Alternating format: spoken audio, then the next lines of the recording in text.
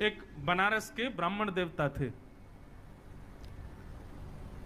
भागवत जी का रोज पाठ करते थे। मैंने पहली कथा में, सबसे पहली कथा में, और आज के ही दिन 21 जुलाई 2015 को ये कथा मैंने कही थी, आज 21 जुलाई 2023 को दोबारा कह रहा हूं। बीच में मुझे याद नहीं मैंने कभी कही हो।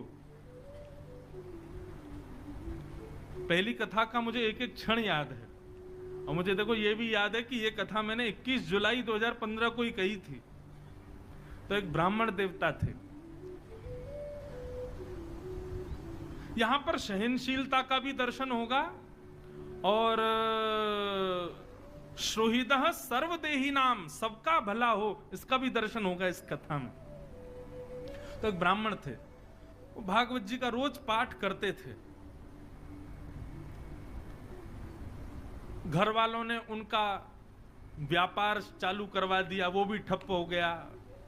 उनको नौकरी में लगा दिया, वहां से भी छोड़ छाड़ के आ गए। क्यों? उनको संसार की किसी भी क्रिया में आनंद आता है, वो केवल भागवत ही पढ़ते रहते थे। बस भागवत करवा लो, कितनी हो सके भागवत पढ़वा लो, भागवत का पाठ करवा लो। इतने इतने रसिक हो गए थे भागवत के। तो किसी पड़ोसी ने आकर के कान भर दिए, बोले इसका ब्याह करा दो, पत्नी आएगी, अकल ठिकाने आ जाएगी। ब्याह दो ही स्थितियों में ही होता है, या तो लड़का योग्य बन जाए तो सब पीछे पड़ जाते हैं इसका ब्याह कराओ, और या बिल्कुल ही अयोग्य हो तब सब पीछे पड़ जाते हैं इसका ब्याह कराओ, पत्नी आएगी, अकल ठिकाने। सहमत है कि नहीं बात से? तीसरा कोई उपाय हो तो मैंने अनुभव किया नहीं, ये दो मेरे अनुभव के हैं इसलिए बता रहा हूं। या तो बालक योग्य हो जाए तो पीछे पड़ जाएंगे इसका ब्याह कराओ, और या बिल्कुल ही अयोग्य हो तब पीछे पड़ेंगे इसका ब्याह कराओ, पत्नी आएगी, इसकी अकल ठिकाने आ जाएगी। तो ठीक वैसे ही वो ब्राह्मण देवता पूरे दिन पाठ करते थे। पड़ोसियों ने आकर के घर वालों का इसका ब्याह करा दो, पत्नी आएगी, अपने आप पत्नी को प्रसन्न करने के लिए, बालकों को सुख सुविधा के लिए कर्म करना पड़ेगा, फिर तो करेगा कहीं व्यापार। ब्याह हो गया, लेकिन ब्याह के बाद भी उनकी स्थिति बदली नहीं। वो भागवत जी पढ़ते रहते थे, भागवत जी का पाठ करते रहते थे।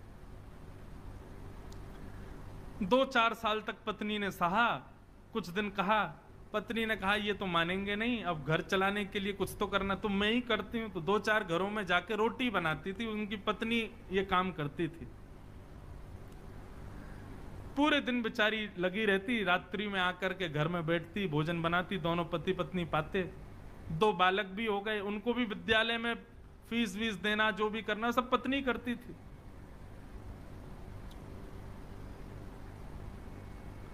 एक दिन उस ब्राह्मण के घर पर कुछ संत पधारे, और संत भी ऐसे समय पर आए जिस समय पर घर का पूरी प्रसादी भोजन सब समाप्त हो चुकी थी, सब पा चुके थे।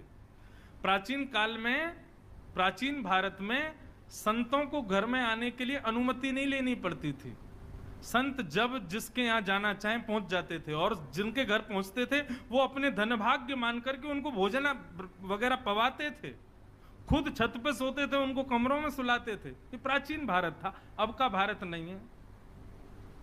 अब तो संत पहुंच जाएं, फोन करें, अरे भैया हम तुम्हारे नगर में आए। बोले हम तो सब बाहर हैं, छुट्टी मनाने गए महाराज जी, आपको पहले बताना चाहिए था, 1 हफ्ता पहले फोन करते तो हम करते कोई व्यवस्था।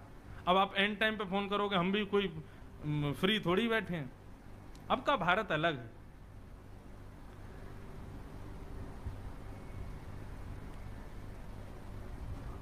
संत आ गए, और संत आकर के सीधे आसन पर बैठ गए। बोले बिटिया लाओ कुछ प्रसादी पवाओ। अब प्रसादी तो कुछ थी नहीं, और कभी रसोई में जाए, कभी कहीं जाए, कभी कुछ करे, कभी कुछ करे, कोई योग्य कुछ भी साधन नहीं मिला। बार बार बिटिया को इधर से उधर भागते देख संत समझ गए कि हम गलत समय पे आ गए हैं, यहां पे अभी कोई व्यवस्था है नहीं। संत उठ गए, उठ करके बोले बिटिया महादेव की इच्छा होगी तो फिर कभी आएंगे, हाँ अभी चलते हैं। और प्रणाम करके सब चले गए। ब्राह्मण की पत्नी बहुत निराश हो गई। क्यों? बोले आज तक मैं सह रही थी अपने पति के सब भावों को, ये कुछ नहीं करते, मैं सब जानती हूं। भागवत जी का पाठ ही इनका सर्वस्व है, मैं सब जानती हूं। लेकिन आज महात्मा हमारे घर आए और हम उनको कुछ पवा ना सके, ऐसी स्थिति तो मुझे स्वीकार नहीं थी। आज यदि मेरे पति भी कुछ काम करते, घर में थोड़ा धन होता, अनाज होता, भोजन ज्यादा होता, तो उनको पवाती। अब अकेली मैं नारी, पति को भी खवाऊं, बच्चों को भी खिलाऊं, खुद भी खाऊं, कहां तक चलाऊंगी घर को? पूरे दिन बस भागवत जी पढ़ते रहते हैं, कुछ करते धरते हैं नहीं। आज पत्नी को क्रोध आया और भीतर कमरे में गई तो पंडित जी वही भागवत जी का पाठ कर रहे थे प्रसन्न मुद्रा में। पत्नी बोली, पूरे दिन इसी को पढ़ते रहते हो, क्या दे दिया भागवत ने हमको?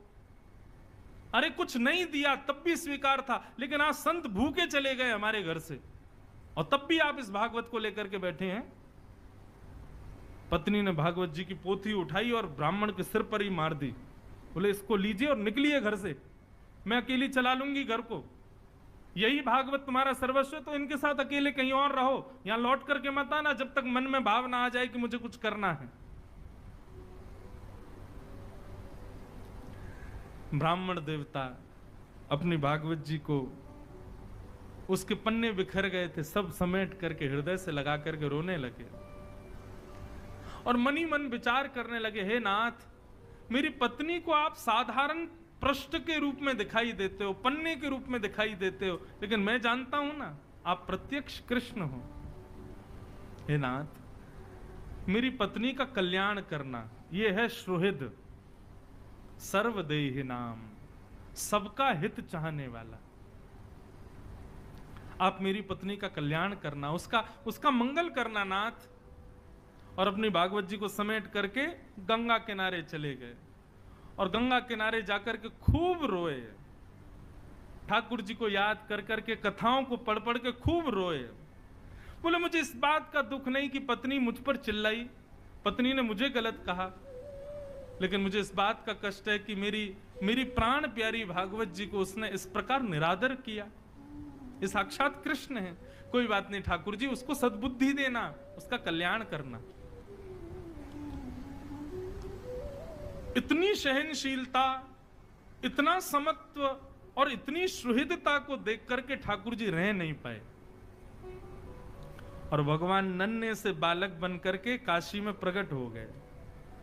ऊंची धोती पहनी, सिर पर स्वाफा बांधा, स्वाफा बांध करके एक टोकरी को अपने सिर पर धारण करके ठाकुर जी बनारस की गलियों में घूम रहे हैं और घूमते घूमते उस ब्राह्मण के घर पहुंच गए।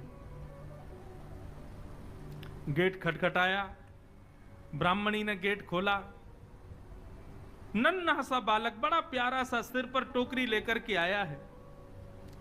ठाकुर जी भीतर प्रवेश कर, ब्राह्मणी बोली, कहां चले आ रहे हो? कौन हो भैया? क्या हो? कहां से आए हो? और ये सब क्या टोकरी में? ठाकुर जी कुछ नहीं बोले, मौन, मुस्कुरा रहे हैं बस। टोकरी को नीचे रख दिया, कपड़े से ढकी हुई थी। लौटने लगे तो ब्राह्मणी ने हाथ पकड़ा, बोले, अरे कहीं भी चले आए, कुछ भी रख गए, कौन हो, क्या हो, बताओ तो। ठाकुर जी ने इशारा किया, गूंगे हैं, बोलना नहीं आता, इशारा करने लगे।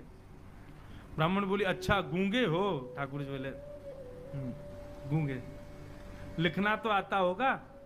ठाकुर जी बोले, लाओ लिख के बताते हैं। तो ठाकुर जी ने उसमें कुछ लिखा और लिख करके पन्ना बंद करके उसको दे दिया, चले गए।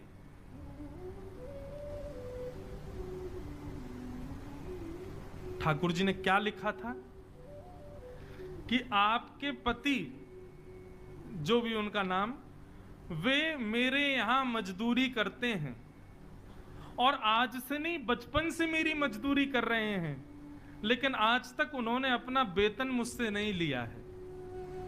आज तक उन्होंने अपना जो उनकी मजदूरी होनी चाहिए वो उन्होंने मुझसे ली नहीं है। लेकिन आज मुझे किसी ने आकर के बताया कि उनको धन की बहुत आवश्यकता है, तो बचपन से लेके आज तक उनकी जो मजदूरी थी वो मजदूरी में देने आया हूं। और ऐसा लिख करके और ठाकुर जी वहां से चले गए। बोले, मजदूरी?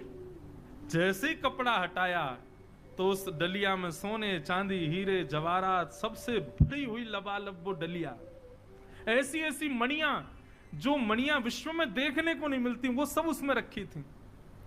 पत्नी मन में सोचने लगी, अरे मैं तो बेवजह गुस्सा हो रही थी, मेरे पति तो छुपा रुस्तम हैं, छुप छुप करके कहीं जाकर के मजदूरी करते थे, मुझे बताया भी नहीं।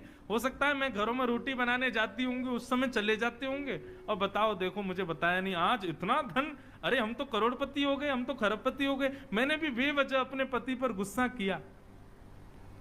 बालकों को भेज दिया, जाओ पिताजी जहां मिले उनको बुला लाओ। बालक गए तो पिताजी गंगा के किनारे बैठे रो रहे थे। पिताजी पिताजी, माँ ने आपको घर बुलाया है, चलो। बालक चले गए, उन्होंने भागवत जी की पोथी को हृदय से लगाया, रोते हुए घर आ रहे थे और बार बार प्रार्थना कर रहे थे, हे नाथ कृपा करना मेरी पत्नी की बुद्धि सुधरे। जैसे ही अपनी गली के घर की गली में आए तो अपने घर को पहचान ही नहीं पाए। क्यों? आज तो घर का स्वरूप ही बदल गया। दिए जल रहे हैं, द्वार पर बढ़िया सुंदर रंगोली बनी हुई है, सुंदर पुष्पों से घर के द्वार को सजाया हुआ है। ब्राह्मण बोले ये मेरा ही घर है। सुबह तक तो ऐसा लग रहा था तेजहीन, और अभी ऐसा लग रहा है मानो सारे देवता ही मेरे घर में आ गए हों। ये क्या स्थिति हुई? चंद घंटों में सब बदल गया। ब्राह्मण ने जैसे ही भीतर प्रवेश किया, पत्नी ने आकर के थाल से आरती उतारी, जय हो, नए नए वस्त्र पहने हैं। ब्राह्मण को समझ नहीं आया, बोले ये सब क्या हुआ देवी? सुबह तो तुम बड़ी नाराज थी, हैं? सुबह तो हमारी पोती हमारे सिर पे मार दी, भगा दिया घर से, और हमारी आरती उतार रही हो, ये सब क्या हुआ? ब्राह्मणी बोली आपकी चोरी पकड़ी गई। बोले मेरी चोरी? कौन सी? आप अपने आप को दिखाते हैं कि आप कुछ करते नहीं हो, लेकिन आपने बचपन से मजदूरी की है। आज आपका मालिक आया था आपकी मजदूरी देने के लिए। ब्राह्मण बोले मेरा मालिक? कौन सी मजदूरी भैया? बोले हाँ, गूंगा मालिक आया था, आपको बोलना नहीं आता, उसको गूंगा है ना वो। ठाकुर जी ब्राह्मण देवता बोले गूंगा मालिक? ये कैसा मालिक है भैया? क्या मजदूरी देके गया? कक्ष खोल करके दिखाया तो डलिया रखी थी, सोने चांदी हीरे जवाहरात सब उसमें रखे थे। बोले देवी मेरा कोई मालिक नहीं है, ये मेरी कोई मजदूरी नहीं, मैं कुछ नहीं करता, मैं तो केवल भागवत अध्ययन करता हूं। बोले आपका मालिक आया था, गूंगा मालिक, और वो बता करके गया कि आपने मजदूर। तुमको कैसे पता? वो तो गूंगा था, बोलना जानता, तुमको कैसे पता? बोले ये पर्चा दिया। जैसे ही पर्चा खोल करके देखा तो सारे शब्द उस पर्चे में घूमने लगे, और तभी उस पर्चे पर ही त्रिभंग लली श्याम सुंदर की आकृति प्रकट हो गई। ब्राह्मण देवता रोने लगे और रो करके अपनी पत्नी के चरणों में प्रणाम किया और कहा, हे देवी, ये कोई सामान्य व्यक्ति नहीं थे, सामान्य मालिक नहीं थे, पूरे विश्व के जगत नियंता, जगदाधार, जगदीश्वर थे।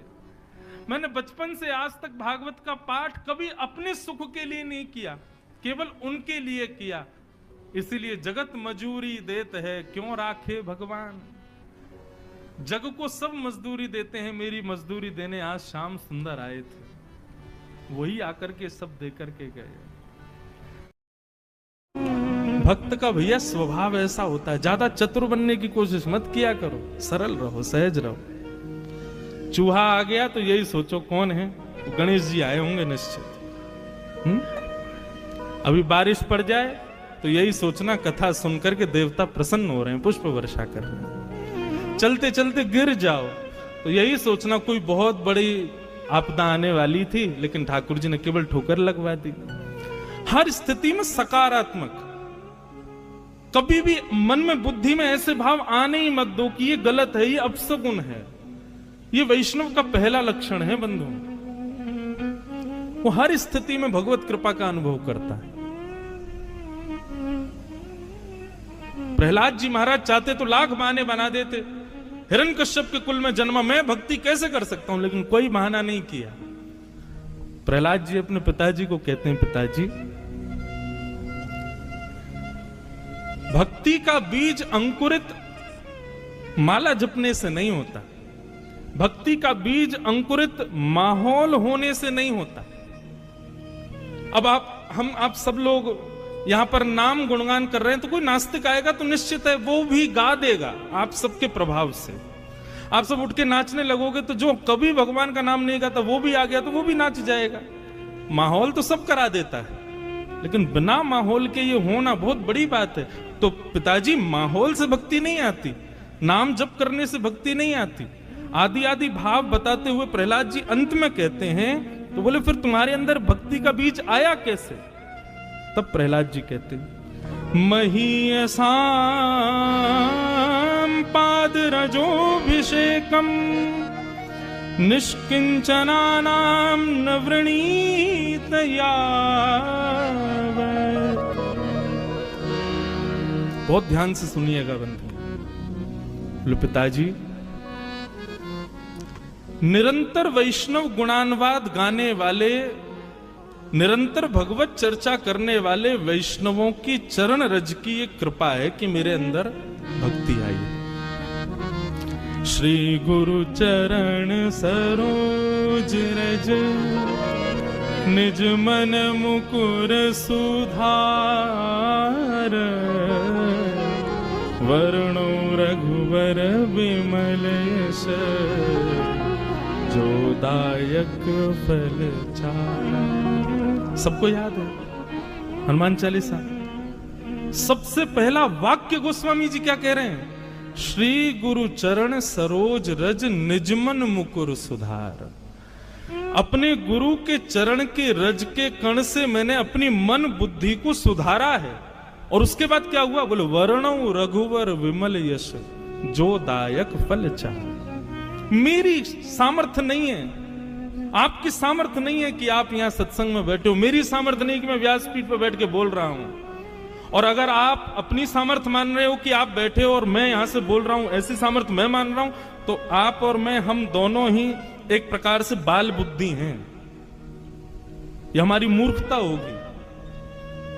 आपकी और मेरी सामर्थ्य ही नहीं है कि हम एक शब्द भी सुन सकें, एक बार भी श्री राधा मुख से कह सकें, एक बार भी वृंदावन जा सकें या वृंदावन का स्मरण कर सकें। ये सब हम कर रहे हैं, निश्चित ही हमारे गुरुदेव की हम पर कृपा है। प्रहलाद जी कह रहे हैं, हिरण्यकश्यप बोले तुझ पे गुरुदेव की कृपा कब हो गई और यहां कौन से गुरु आ गए? तो प्रहलाद जी ने सारे वेद खोल दिए। बोले पिताजी, आप तो गए थे अमर होने के लिए हिमालय पर। उस समय मां को मारने के लिए राक्षस आए थे। उस समय मैं गर्भ में था। आप जब तपस्या से लौट करके आए उस समय मेरी आयु 5 वर्ष की थी, लेकिन आपने तपस्या की 1000 वर्ष तक, 10,000 वर्ष तक। आपने एक बार भी विचार नहीं किया कि 10,000 वर्ष बाद में आया मेरा बेटा 5 ही वर्ष का है। क्यों? क्योंकि मेरी मां को नारद जी बचा के ले गए राक्षसों से, और मेरी मां ने नारद जी से वरदान मांगा कि आप मुझे एक वरदान दो कि जब तक मेरी इच्छा नहीं हो तब तक मैं अपने बालक को जन्म ना दूं। तब नारद जी ने मां को यह वरदान दिया और 10,000 वर्ष तक नारद जी ने अनवरत भागवत की कथा मुझको सुनाई। मैं मां के गर्भ में बैठ करके वो भागवत के पीयूष वर्षण का पान करता रहा पिताजी। 10,000 वर्ष बाद मेरा जब जन्म हुआ तब ये भक्ति के बीज मेरे भीतर अंकुरित हुए। तो निश्चित ही आप मानिए चाहे मत मानिए, आपके पूर्वजों के पूर्वजों के किसी ने तो वृंदावन रस को चखा है, वृंदावन रस की सेवा की है, इसीलिए वो भक्ति का बीज आपके भीतर आया है। और अब आप भी कर रहे हो, तो निश्चित है इसका जरूरी नहीं आपके पुत्र पे आएगा, पुत्र के पुत्र में आ जाएगा, पुत्र के पुत्र के पुत्र में आ जाएगा, कहीं ना कहीं तो वो बीज जाकर के अंकुरित होगा। उसको आप रोक नहीं सकते। तो भैया ये भक्ति आती कहां से है? बिना महत पाद रजोभिषेकम। जब तक आप संत जनों के चरणों में दंडवत प्रणाम नहीं करोगे, यह भी विचार मत करो कि पृथ्वी पर गंदगी पड़ी है, मिट्टी पड़ी है, कीच है, क्या संत दिखे और तुरंत दंडवत। जब इतनी तत्परता संतों के, वैष्णवों के प्रति रहेगी, तब भक्ति के बीज अंकुरित होंगे।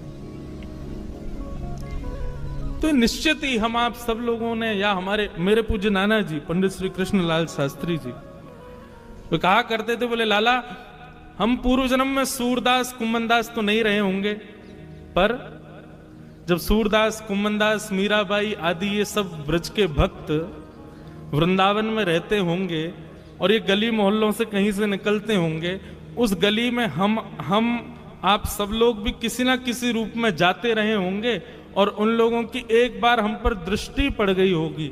उनकी एक दृष्टि का ये कमाल कि महाराज की इस जन्म में हम भक्त हैं, हम वैष्णव हैं, हम वृंदावन के उपासी हैं।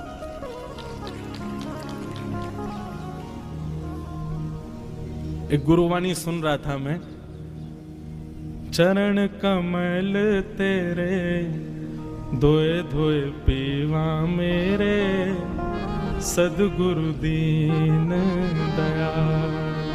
क्यों? अच्छा, एक और बात, आप इस भाव से ये मत सोच लेना कि संत जहां से भी जाएं वहां चरण रज उठा के माथे से लगा लें, उनके चरण धो के और उसको दिन रात पीवें।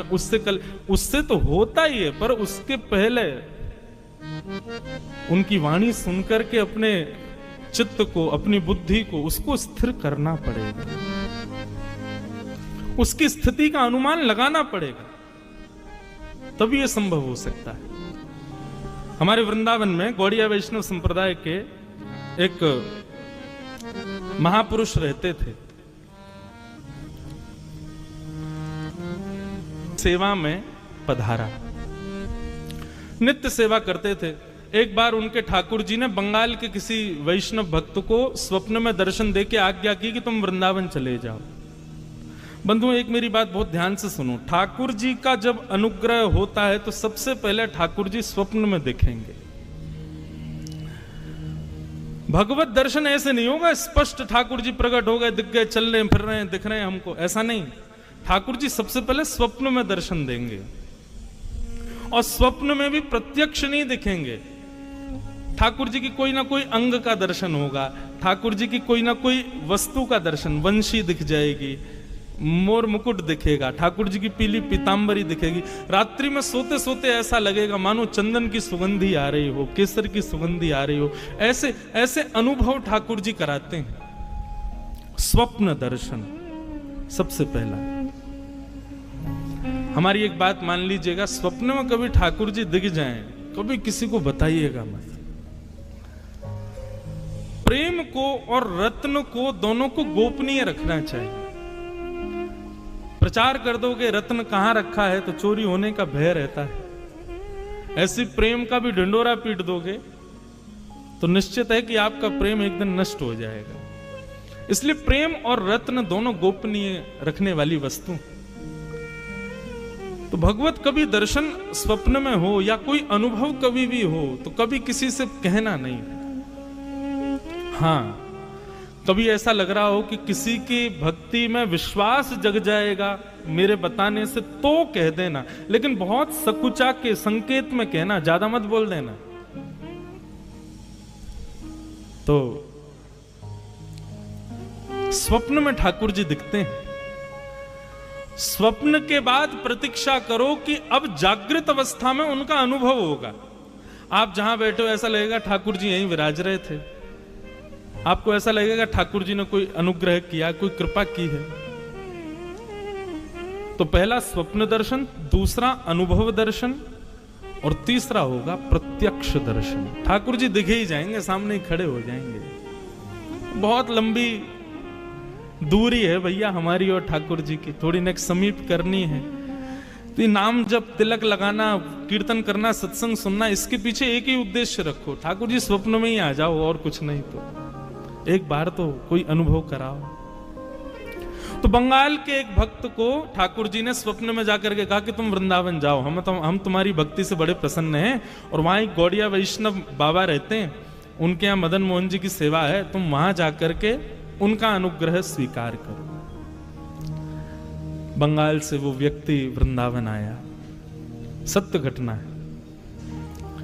वृंदावन आकर के उसने बाबा जी का परिचय पूछा, उनके पास गया, जाकर के उसने ये नहीं कहा कि ठाकुर जी ने स्वप्न में आज्ञा की है।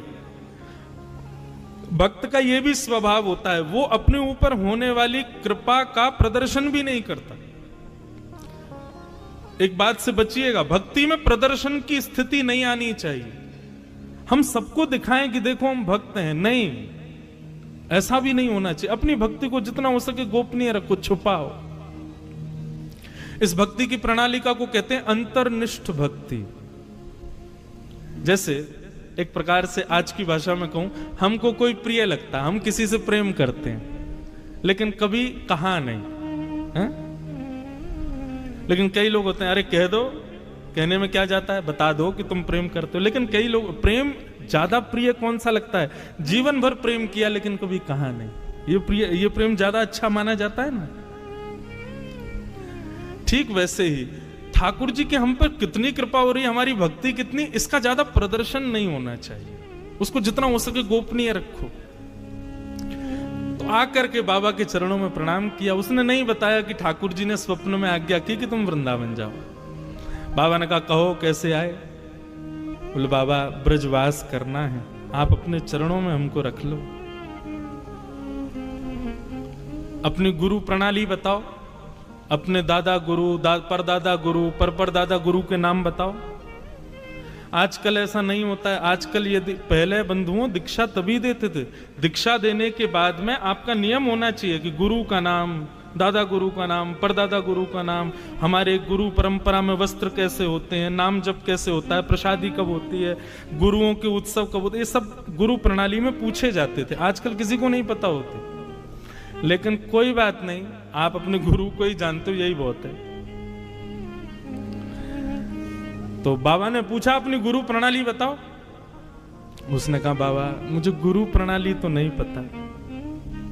बोले गुरु प्रणाली नहीं पता, कहीं लिखी होगी, गुरु ने लिख के। बोले है, पर वो तो मेरे घर बंगाल में ही रह गई है, अब मैं तो इतनी दूर से आ गया बाबा। बाबा ने थोड़ी देर तो उनको प्रवचन सुनाए, थोड़ी देर बोलने के बाद बोले वापस जाओ, गुरु प्रणाली जब तक नहीं लाओगे तब तक हमारे यहां नहीं रह सकते। पहले परंपरा बताओ तुम्हारी कैसी है। गुरुजन भी अपनी सिक्योरिटी रखते थे। इससे यह भी पता चल जाता था कि वैष्णव वास्तव में वैष्णव है कि नहीं। कहीं ऐसे तो नहीं बस लगाए तिलक फोटा चले आए। गुरु आज्ञा हो गई कि वापस जाओ, गुरु प्रणाली लेके आओ। उस समय मथुरा में स्टेशन नहीं था, हाथरस से रेल पकड़नी पड़ती थी। सोचो कितनी पुरानी बात। बेचारे गुरु आज्ञा मान करके वृंदावन से हाथरस निकल गए। लेकिन ज्यों ज्यों वृंदावन से चरण भार रख रहे हैं, त्यों त्यों उनके हृदय में पीड़ा हो रही है। जैसे तैसे तो वृंदावन मिला। श्री जी ने, ठाकुर जी ने कृपा करके मुझे भेजा, परंतु गुरु आज्ञा हो गई कि छोड़ के जाओ, तो अब तो गुरु आज्ञा भी माननी पड़ेगी। हाथरस पहुंच गए। अब जैसे जैसे वहां पर ये भाव आ रहा है कि इतनी देर में रेल आ रही है, इतनी देर में रेल पहुंचने वाली है, ज्यों ज्यों रेल समीप आवे स्टेशन के, त्यों त्यों व्याकुलता हो। क्या करूं, वृंदावन छोड़ूंगा तो रेल में बैठते ही मेरे प्राण निकल जाएंगे, और वृंदावन नहीं छोड़ के जाऊं तो गुरु की आज्ञा। तब वृंदावन का स्मरण किया, और वृंदावन के श्री बांके बिहारी, राधा रमण, राधा वल्लभ, श्याम सुंदर, यमुना मैया, ब्रज रानी, रज रानी, गोपेश्वर महादेव, सबका स्मरण किया। बोले आप सब कृपा करो, मुझे ब्रज से दूर नहीं जाना, लेकिन मैं क्या करूं, गुरु आज्ञा है, उसका भी पालन करना है, तो आप ही सब व्यवस्था करो, कैसे ये सब हो कि मैं ब्रज से भी ना जाऊं और गुरु आज्ञा भी ना टले। आप विश्वास माने, वो आंख बंद करके वृंदावन को प्रणाम कर रहे थे, रेल सामने आई, सब बैठ गए और रेल निकल गई, वो खड़े ही रहे, उनको पता ही नहीं चला रेल आ गई थी। जैसे ही नेत्र खोल करके देखे तो सामने रेल जा चुकी। उन्होंने पूछा भैया बंगाल जाने वाले? बोले वो तो निकल गई रेल। बोले अरे ये तो अपराध हो गया, मैं रेल में बैठा नहीं, गुरु आज्ञा मानी नहीं, क्या करूं क्या करूं। परंतु बंधुओं, यहां जैसे उसने वृंदावन का स्मरण किया, बाबा जिनके यहां वो गया था, वो जैसे ही लेटे थे तो स्वप्न में श्री जी प्रकट हो गए, और श्री जी प्रकट होकर के बोली उस बालक को हमने भेजा था वृंदावन। वृंदावन कोई अपनी इच्छा से नहीं आता, वृंदावन तुम्हारी इच्छा से नहीं आता, मेरी इच्छा से व्यक्ति वृंदावन आता है, और तुमने उसको वापस क्यों भेज दिया? बाबा बोले श्री जी मैंने तो गुरु प्रणाली मांगी थी। उसने कहा घर है, तो मैंने कहा जाओ ले आओ। बोले अपने राधा अपने मदन मोहन जी के सिंहासन के नीचे देखो, पर्ची में हमने उसकी गुरु प्रणाली लिख करके रख दी है, उसकी गुरु प्रणाली वहीं रखी है, जाकर के तुम उसका दर्शन कर लो और वो कल जब आए तो उसको स्वीकार कर लो। अब वो बालक सोचे मैं क्या करूं, रेल तो निकल गई, 4 दिन तक रेल आनी नहीं है। प्रकार के और ये जो व्यसन होते हैं, इन व्यसनों को लगा करके अपने आप को रोगी करके जो व्यक्ति मरता है, ये भी आत्महत्या मानी जाती है। आपने स्वयं व्यसन लगाया, खूब मना किया गया, रोका गया, नहीं माने, उस व्यसन की इतनी डोज अंदर चली गई कि एक दिन आप एक ऐसे रोग के रोगी हो गए कि प्राण निकल गए, ये भी आत्महत्या मानी जाती है। उसको भी 2000 तो नहीं, लेकिन हाँ 20-25 साल के लिए तो प्रेत योनि में भेजते ही होंगे। क्षमा करना कान पकड़ के, अगर किसी के परिवार में या किसी के संबंध में ऐसे किसी व्यक्ति की अंत हुआ हो या ऐसी स्थिति में कोई हो, भगवान करे वो कुशल हो जाए, पर ये जो लोग अभी संभले हो वो संभल जाओ, ये उचित नहीं है। आत्महत्या, अपने तन, ये तन हमको ऋण में मिला है, ये कर्ज में चल रहा है हमारा, ये भी एक लोन है। इसको पाकर के बिल्कुल फ्री मत हो जाइए कि इससे कुछ भी कर सकते हैं हम, इससे कहीं भी चले जाएंगे, कुछ भी खा लेंगे। ये भी ऋण में मिला है हमको।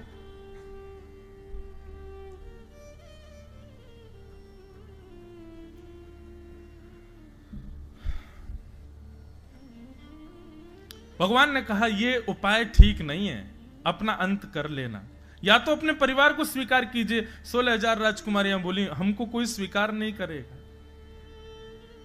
तब ठाकुर जी बोले बताओ तो फिर क्या चाहिए आपको। तब सब 16,100 राजकुमारियों ने कहा भूयात पतिर्मे मह्यम, आप परब्रह्म हो, परमात्मा हो, आप हमको द्वारिका में आश्रय दे दो। ठाकुर जी बोले आश्रय यदि देंगे तो बाद में और वाद बढ़ेंगे, हम आपसे ब्याह करते हैं। और 16,100 राजकुमारियों के साथ ठाकुर जी ने 16,100 रूप धारण करके ब्याह किया। ऐसा नहीं था कि एक अकेले भगवान ही सबके संग फेरा ले रहे थे। कर्तुम अकर्तुम अन्यथा कर्तुम समर्थ ईश्वर, वो साक्षात ईश्वर हैं, सबके साथ एक साथ अलग अलग रूप धारण करके विवाह किया। और 16,108 भवन द्वारिका में हैं, जिनमें भगवान के अलग अलग भवनों में पत्नियां रहती हैं। लोग कहते हैं भगवान ने 16,108 ब्याह किए, हम उनके अंश हैं, हम 3-4 ही कर लें, ब्याह एक ही कर लें, बाकी 2-3 और हमारे कहीं संबंध हो जाए तो क्या बुराई है, हम भी तो अंश हैं श्री कृष्ण के।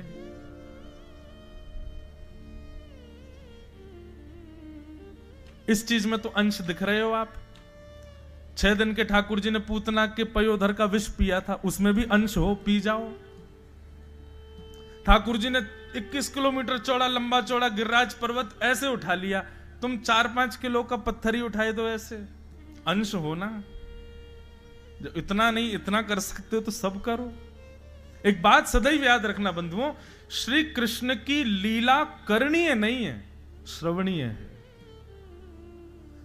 श्री कृष्ण का कथन करणीय है, वो जो कहते हैं वो करने योग्य है। कृष्ण जो करते हैं वो कभी नहीं कर सकते आप। प्रभु श्री राम की करनी करणीय है, प्रभु श्री राम जो कर रहे हैं वो आप कर सकते हैं, पर कृष्ण की तो केवल कथनी पर ही जाओ, करनी आप कभी नहीं कर पाओगे। भगवान ने 16,108 विवाह किए, ठाकुर जी के विवाह हो गए आनंद के साथ। और आगे अब क्रम आता है, राजा नृण की कथा आई, उसके बाद नारद जी का भगवान की दिनचर्या देखना। नारद जी भगवान की दिनचर्या का दर्शन कर रहे हैं, ठाकुर जी की ग्रहचर्या दिनचर्या कैसी है उसके बारे में देख रहे हैं। प्रातःकाल ठाकुर जी ब्रह्म मुहूर्त में उठ जाते हैं। जिस व्यक्ति को जीवन में भगवत अनुभव करना हो, जल्दी से जल्दी वो नियम बना ले ब्रह्म मुहूर्त में उठने का, और ब्रह्म मुहूर्त में उठ करके स्नान ध्यान करके फिर भगवान का स्मरण करे। निश्चित है कि ब्रह्म मुहूर्त में उठने वाले को ठाकुर जी का साक्षात्कार निश्चित होता है, भगवत दर्शन उसको होगा ही होगा, क्योंकि उस समय पर ठाकुर जी भी जागृत अवस्था में होते हैं। इसलिए ब्रह्म मुहूर्त में ठाकुर जी उठते हैं। उठने के बाद स्नान ध्यान करके ठाकुर जी फिर गौशाला जाते हैं, गायों की सेवा करते हैं। गौ सेवा करने के बाद भगवान अपने पांचजन्य शंख का नाद करते हैं। शंख का नाद करने से, उसी नाद से ही द्वारिका के लोग उठते हैं। फिर ठाकुर जी जाकर के बाल भोग करते हैं, माता पिता और परिवार से मिलते हैं। फिर स्वधर्मा सभा में बैठते हैं। फिर द्वारिका भ्रमण करके सबके दुखों को देखने जाते हैं। फिर रात्रि में आकर के ठाकुर जी कुछ संत महापुरुष वैष्णवों से मिलते हैं और रात्रि सोने से पूर्व प्रसाद पाकर के ठाकुर जी एकांत में बैठ करके ब्रज का स्मरण करते हैं। नित्य आज भी द्वारिका में नियम है, ठाकुर जी की शाम को जब संध्या आरती होगी तब उस संध्या आरती में द्वारिकाधीश शंख चक्र गदा पद्मधारी चतुर्भुज भगवान को वंशी धारण कराई जाती है। और ऐसा कहा जाता है कि शाम को संध्या के समय ठाकुर जी एकांत में बैठकर के द्वारिका में ब्रज को याद करते हैं। रोज हर दिन ब्रज को स्मरण करते हैं। आज भी सुबह की श्रृंगार आरती और रात्रि की संध्या आरती में द्वारिकाधीश में ठाकुर जी को वंशी धराई जाती है। वंशी का श्रृंगार आता है। नित्य ठाकुर जी ब्रज को याद करते हैं और उसके पश्चात फिर शयन करते हैं। ऐसी ठाकुर जी की पूरी दिनचर्या बताई यहां पर। आगे वर्णन आता है कि पांडवों ने राजसूय यज्ञ किया। उस यज्ञ में भगवान को आमंत्रित किया और आमंत्रण पत्र में यह लिख करके भेजा कि भगवान कम से कम 20,000 राजाओं को संग लेकर के आइएगा, यज्ञ में आहुति डलवाने के लिए आवश्यक है। 20,000 राजकुमारों के द्वारा आहुति डलेगी तब यज्ञ पूर्ण होगा। तभी भगवान के पास दूसरा आमंत्रण आ गया कि जरासंध ने 20,000 राजकुमारों को बंदी बना रखा है, कृपा करके आप उन बंदियों को वहां से मुक्त कराओ। ठाकुर जी बोले ये बढ़िया है, पहले जरासंध के यहां जाएंगे, वहां से 20,000 राजकुमारों को मुक्त करेंगे, उन्हीं को लेकर के यज्ञ में चले जाएंगे। ये जरासंध कौन है बंधु? कंस के ससुर जी हैं ये। जब से कंस मरा है तब से ये भगवान के शत्रु हैं। इन्होंने ही 17 बार चढ़ाई की थी मथुरा पर, 18वीं बार ब्राह्मणों की सेना लेकर के आ गए, इसीलिए भगवान रण छोड़ करके द्वारिका में विराजे। आज पुनः जरासंध का नाम सुनते ही बलराम जी ठाकुर जी बलराम जी को देखने लगे, बोले ये वही है जिसने मथुरा पे चढ़ाई की थी। ठाकुर जी बोले हम जरासंध के यहां जाएंगे ब्राह्मण का रूप धारण करके। जरासंध ने जब से भगवान को रण छुड़वाया तब से ब्राह्मणों का इतना बड़ा उपासक हो गया वो कि नित्य अपने राज सिंहासन पर बैठ करके 2 घंटे के लिए द्वार खोलता है। जितने ब्राह्मण आके जो मांगते हैं वो उनको दे देता है। इतना दानवीर हो गया। एक दिन उसके दरबार में 3 अजब गजब ब्राह्मण आए और ये तीनों कौन थे? अर्जुन, कृष्ण और भीम। तीनों गए ब्राह्मण का रूप धारण करके। जो मांगते थे ब्राह्मण वो देता था जरासंध। जब तीनों की बारी आई तो जरासंध ने कहा मांगिए क्या चाहिए? भगवान ने कहा युद्ध चाहिए तुमसे, युद्ध करना है। इतनी अच्छी बात यहां पर जरासंध कहता है। जरासंध बोलता है, बोले भगवान क्षमा करें पर आप लोग ब्राह्मण नहीं हो, क्योंकि मैं ब्राह्मणों के इतने साथ में रहता हूं, ब्राह्मणों की इतनी सेवा करता हूं, इससे यह बात जान चुका हूं कि ब्राह्मण कुछ भी मांग लेगा लेकिन युद्ध कभी नहीं मांग सकता। आप ब्राह्मण नहीं हो, कौन हो? इतने प्रसन्न हो गए ठाकुर जी जरासंध पे, बोले कि देखो ब्राह्मणों को कितना जानता है। तुरंत ठाकुर जी ने अपना रूप दिखा दिया। भगवान का रूप देखते ही जरासंध बोला अरे रण छोड़, आ गया? तुझे पहले तो भगा दिया था मैंने, फिर से आ गया? भगवान बोले युद्ध करो मेरे साथ। बोले भगोड़ों के साथ नहीं युद्ध करता मैं। हाँ भाई तुम अपना मुख दिखाओ, तुम कौन हो? अर्जुन ने अपना मुख प्रकट किया। बोले ये तो बच्चा है, बच्चों से थोड़ी खेलूंगा मैं। तीसरा बच्चा भीम, भीम ने जैसे मुख दिखाया, जरासंध बोला हाँ जे है मेरे टक्कर का, आजा। भीम बोला हम तीनों आए थे मारने, अब मैं अकेला रह गया। भगवान बोले उसकी मृत्यु तेरे हाथ है भीम, मेरे हाथों मरना होता तो मथुरा में ही मार दिया होता इसको मैंने, ये मरेगा ही तेरे हाथों, युद्ध कर। भीम युद्ध करता था जरासंध के साथ और भगवान और अर्जुन बैठ करके चुपचाप युद्ध देखते थे।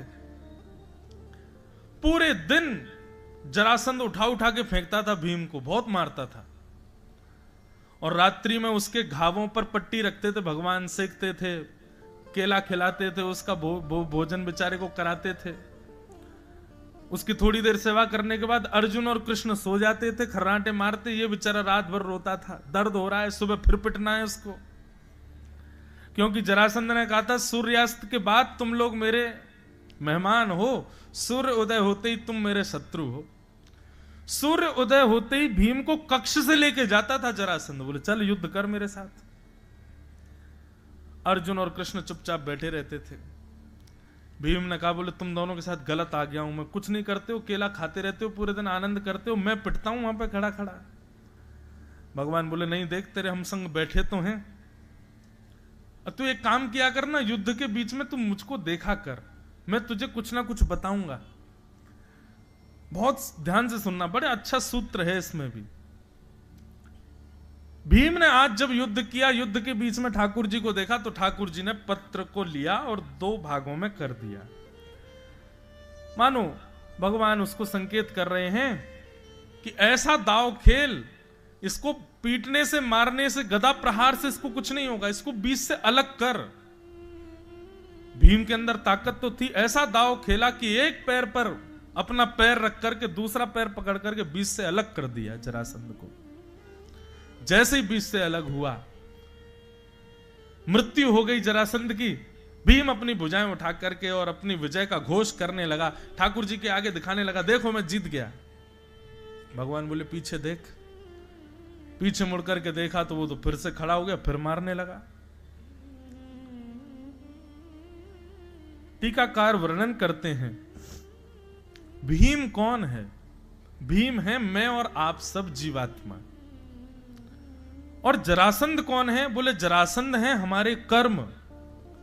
हम हर दिन सूर्यास्त, सूर्य उदय होते ही अपने कर्मों से युद्ध करते हैं और सोचते हैं कि आज हम कर्म को परास्त कर देंगे, और कभी कभी परास्त कर भी देते हैं, लेकिन कर्म इतना बलवान है कि जैसे ही पीछे मुड़ के देखो तो फिर दूसरे रूप में वो खड़ा मिलता है और हमको ताव दे करके कहता आजा युद्ध कर मेरे साथ।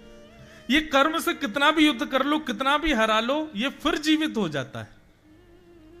ठाकुर जी कहते हैं युद्ध के बीच में, कर्म से युद्ध के बीच में मेरी ओर देखा करो, पर केवल मुझे देखो मत, शरणागति करो, मेरे ऊपर समर्पण करो अपना, और मुझसे प्रार्थना करो कि ठाकुर जी ये कर्म से युद्ध में हम हार रहे हैं, आप कृपा करो, हमारे लिए जो उचित हो वो हमको प्रदान करो।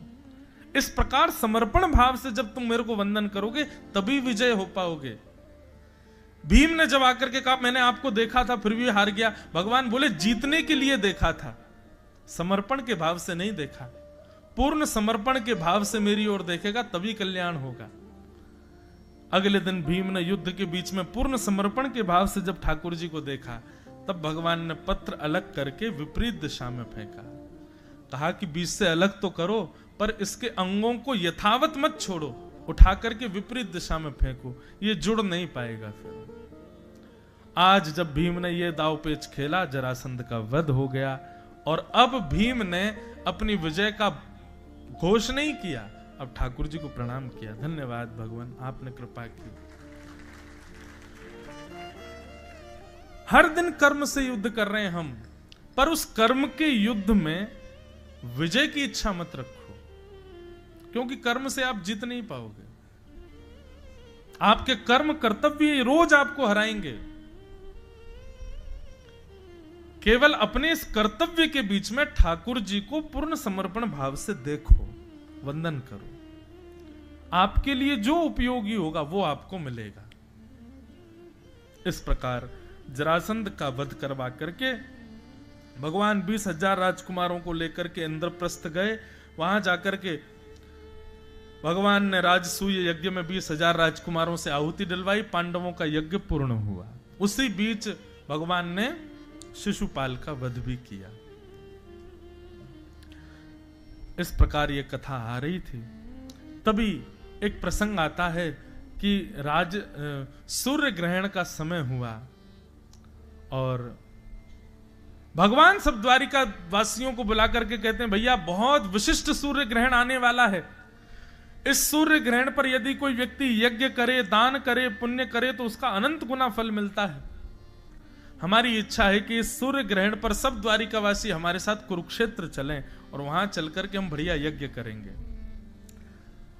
सब द्वारिका के लोग कुरुक्षेत्र आए और बंधुओं, इसी सूर्य ग्रहण के समय पर ब्रज में नंद बाबा ने भी घोषणा की, भैया बहुत बड़ा सूर्य ग्रहण आ रहा है, मेरी इच्छा है कि सब ब्रजवासी वैसे तो कहीं जामे ना है, लेकिन या बार सब लोग कुरुक्षेत्र चलो, वहां यज्ञ करेंगे। अब ना तो ब्रजवासियों को पता है कि द्वारिका के लोग वहां आ रहे हैं, ना द्वारिका के लोगों को पता है कि ब्रजवासी वहां आ रहे हैं।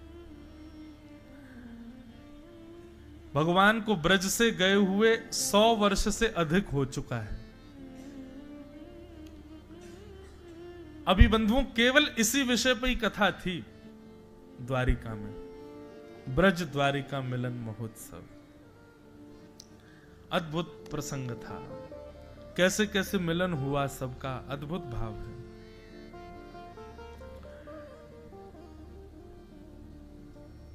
वहां पर रुक्मणी जी का जब किशोरी जी से मिलन होता है ना, वो विषय तो शायद मैंने तीसरे या चौथे दिन वो विषय आया था कथा में। रुक्मणी जी की स्थिति ऐसी थी कि जब रुक्मणी जी को यह बात पता चली कि श्री राधा रानी कुरुक्षेत्र आई हैं, तो रुक्मणी जी को पहले तो अपने अंदर मान हुआ कि देख के तो आए ये राधा रानी है कैसी, और अपने संग सप्त पत्नियों को, भगवान की 8 पत्नियां गई हैं, राधा रानी को दर्शन करने नहीं गई हैं, प्रणाम करने नहीं गई हैं, परखने गई हैं कि हैं कैसी। ब्रज के शिविर में रुक्मणी जी पहुंची, शिविर में जाकर के किसी से कहा, बोले श्री किशोरी जी कहां हैं? बोले सामने जो शिविर है ना, इसी में श्री राधा रानी विराज रही हैं। रुक्मणी आदि पटरानियों ने जैसे उस शिविर में प्रवेश किया, परम सुंदरा, मृग जैसे नेत्र हैं, घुंघराले केश, तन का स्वरूप ऐसा कि मानो साक्षात कमल ही मूर्तिमंत होकर के भ्रमण कर रहा हो। इतना सुंदर रूप लावण्य देख करके रुक्मणी जी आदि सब पटरानियों के अंदर जो संशय था ना, जो परखने की स्थिति थी, वो तो नष्ट हो गई, बल्कि अपने ऊपर लज्जा प्रकट हो गई। हम कहां अपने आप को सुंदर कहती हैं, सुंदरी तो ये है, इतना सुंदर। रुक्मणी आदि पटरानियों ने प्रणाम किया, हे किशोरी जी, हे श्यामाजू, आपके चरणों में बारंबार प्रणाम। तभी उस युवती ने रुक्मणी जी को उठाया और कहा, क्षमा करें, आप ये अपराध ना करें, मैं तो किशोरी जी की दासी हूं, किशोरी जी तो भीतर बैठी हैं, किशोरी जी तो अंदर है, मैं तो उनकी दासी हूं। रुक्मणी जी स्तब्ध हो गई, बोले ये दासी है, दासी से हमको लज्जा हो रही है अपने रूप पर, स्वामिनी कैसी होंगी?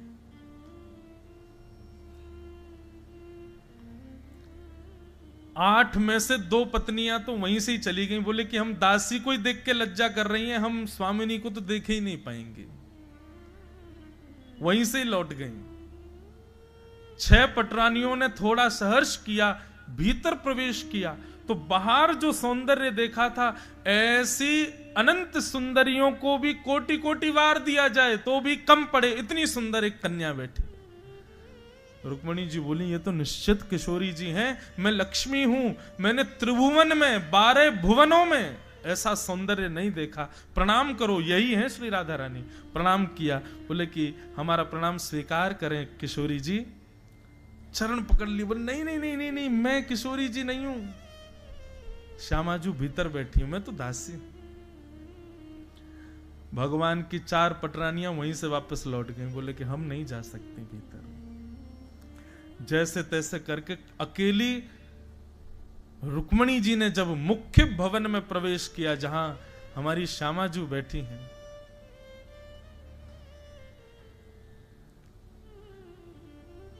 जैसे ही प्रवेश किया भीतर, अनंत सुंदरियों के समूह रूपी उस सिंधु की मानो जैसे वहां पर व्यवस्था हो रखी है।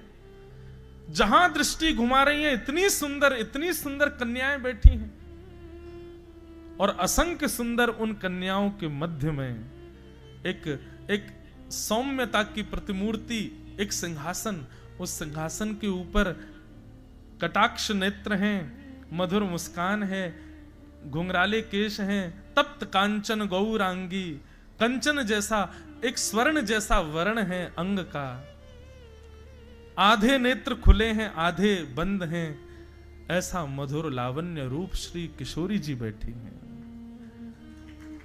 रूप देख करके रुक्मणी जी में जितने, वैसे तो दोष रुक्मणी जी में कोई है नहीं, लक्ष्मी में कोई दोष नहीं है, पर फिर भी यथा किंचित सूक्ष्म कोई दोष हो भी, किशोरी जी को देख करके वह दोष भी नष्ट हो गया।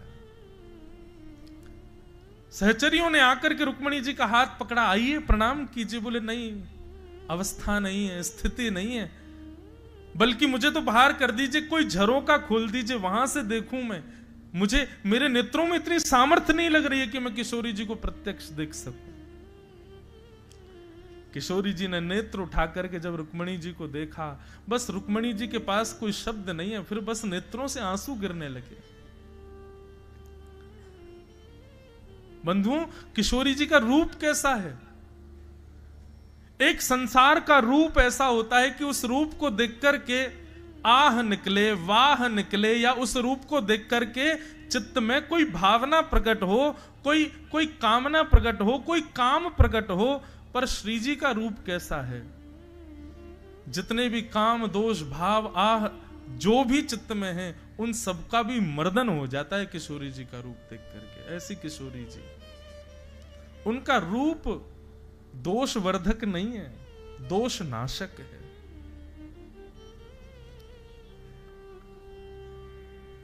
रुक्मणी जी ने चरण पकड़ लिए, बोले कि हे श्यामाजू, आज तक एक ही भय लगा रहता था कि जैसे कृष्ण ब्रज छोड़ करके चले गए, ऐसे कभी हमें छोड़ करके ना चले जाएं, पर अब दूसरा भय व्याप्त है।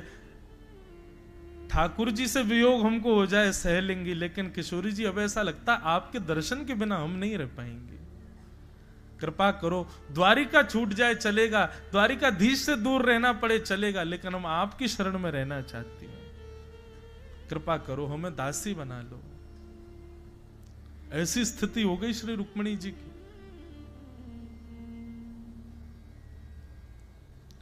किशोरी जी के चरणों में प्रणाम किया और रुक्मणी जी पर किशोरी जी ने कृपा की। बहुत अद्भुत है ब्रज द्वारिका मिलन का पूर्ण भाव।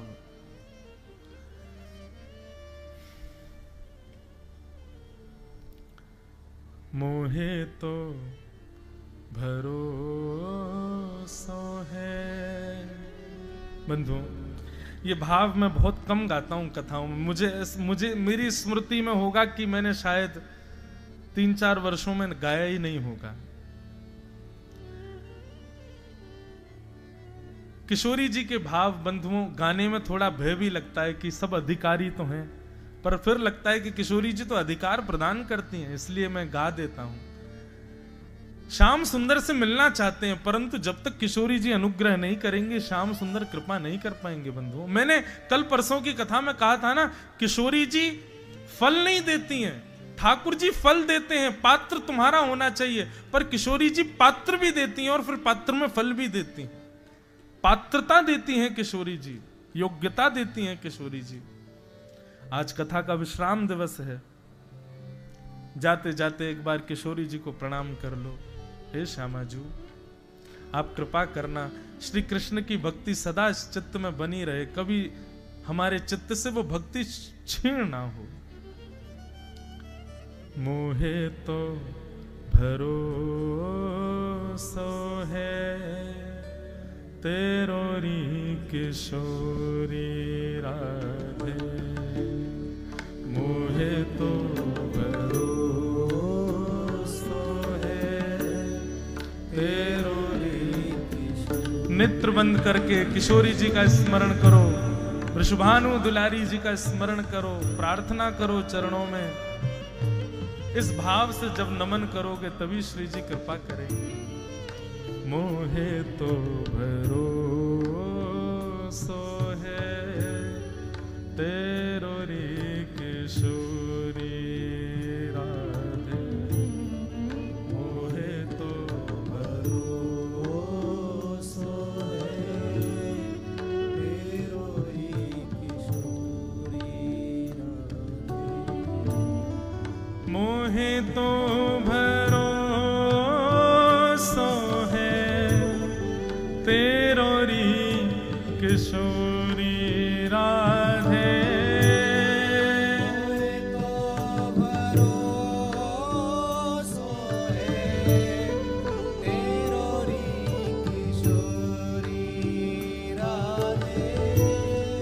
मोहे तो भरोसो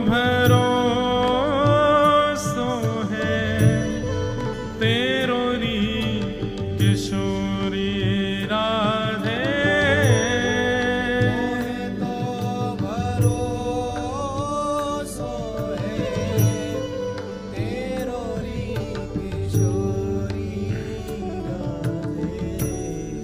मोहे तो भरोसो है तेरो री किशोरी राधे, मोहे तो भरोसो है तेरो री किशोरी राधे। सूर्य ग्रहण का समय था बंधुओं, ठाकुर जी का सहस्त्रार्चन चल रहा था। स्वर्ण के सिंहासन पर ठाकुर जी बैठे थे। बड़े बड़े वेदज्ञ, बड़े बड़े ऋषि आकर के भगवान का पुष्प से, तुलसियों से अर्चना कर रहे थे।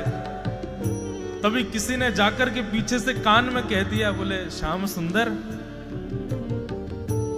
किशोरी जी आई हैं कुरुक्षेत्र में। किशोरी जी का नाम सुनते ठाकुर जी सहम गए।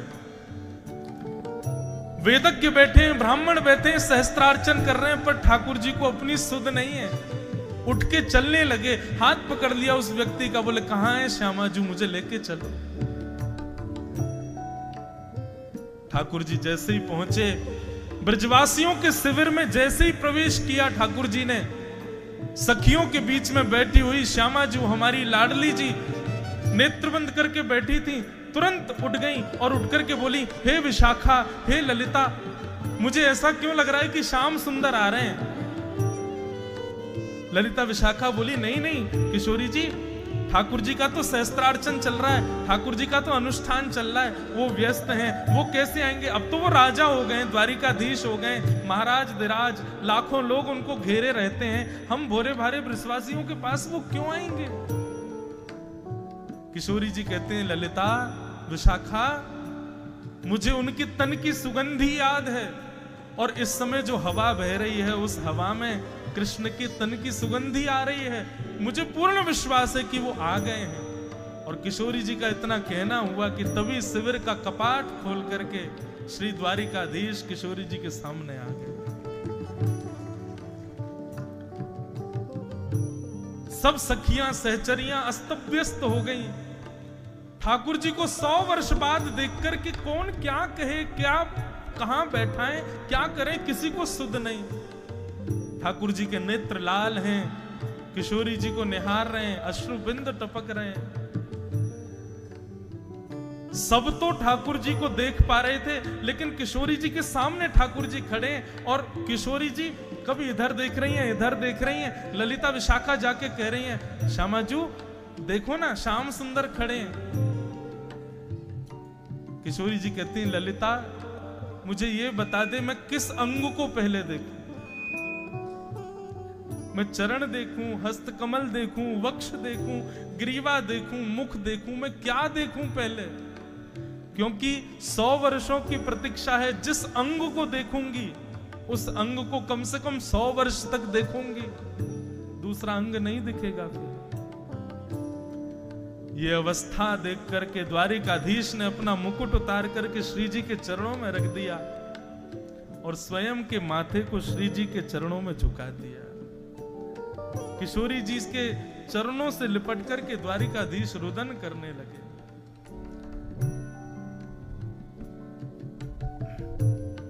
बंधुओं, ये सब विषय अद्भुत हैं। हम बस किशोरी जी से प्रार्थना करें, जा